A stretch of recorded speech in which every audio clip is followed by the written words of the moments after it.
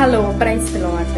ఫరో దగ్గర బానిసలుగా ఉన్న ఇశ్రాయేల్ ప్రజల్ని తీసుకురావడానికి బయటికి యేసయ్య మోషేకి ప్రత్యక్షమే మాట్లాడుతున్నాడు. అప్పుడు మోషే, నువ్వు నిజంగా నాకు ప్రత్యక్షమే మాట్లాడావని వీళ్ళు నమ్మరానంటే యేసయ్య 3 సూచనలు చెప్తారు. ఫస్ట్ది, నీ చేతిలో ఉన్నది ఏంటంటే కర్ర అంటాడు. ఆ కర్ర నేల మీద పడే అనగానే అది పాము అవుతుంది. మరలా తోటను పట్టుకొని లేపితే అది ఇదివరకు లాగా కర్ర అవుతుంది. దీన్ని బట్టి వీళ్ళు అబ్రహాం దేవుడు, ఇస్సాకు దేవుడు, యాకోబు దేవుడు నీకు ప్రత్యక్షమయ్యారని వాళ్ళు నమ్ముతారని అంటే.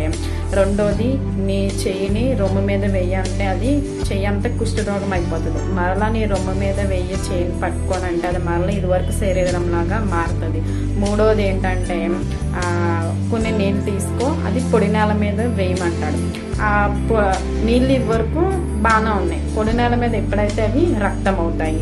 అప్పుడు మోషే అంటున్నాడు, నేను నత్తువా, నేను మాట్లాడలేను, నాకు మాట్లాడడం రాదానంటే, నత్తు వాళ్ళని గుడ్డు వాళ్ళని ఎవరు సృష్టించారు? యెహోవా అని నేనే కదా, నీకు తోడైంది, నువ్వేం మాట్లాడాలో నేను నడిపిస్తానని చెప్తే అప్పుడు మోషే కర్రను పట్టుకొని బయలుదేరతాడు.